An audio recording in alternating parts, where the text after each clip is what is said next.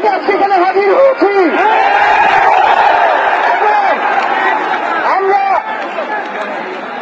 জীবনের নিরাপত্তা, বাংলাদেশের মানুষের জীবনের নিরাপত্তা, সমাজের ন্যায় বিচার প্রতিষ্ঠার জন্য আমরা এক দফার সিদ্ধান্তে উপনীত হয়েছি।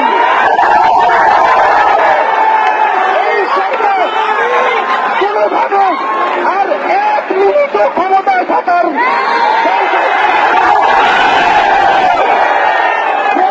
বলেছে গণভবনের দরজা খোলা আছে।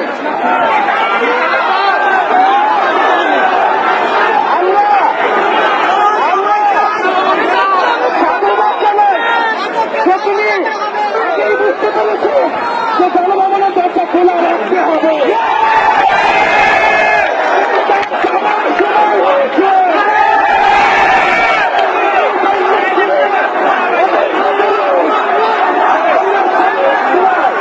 আমরা আপনাকে উৎখাত করার জন্য আসবো।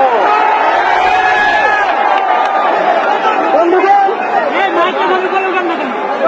আমরা খুবই স্পষ্ট দেখা, শুধু শেখ হাসিনাকে পদত্যাগ করলেই হবে না। এই যে খুন, লুটপাট, দুর্নীতি এই দেশে হয়েছে, তার বিচার হতে হবে। আমরা পদত্যাগ দিয়ে তাকে কোনো এক্সিকিউট দিতে চাই না। তাকে পদত্যাগ করতে হবে, বিচারের আওতায় আনতে হবে। শুধু শুধু শেখ হাসিনা নয়, পুরো মন্ত্রী পরিষদ, সরকার, সবাইকে পদত্যাগ করতে হবে।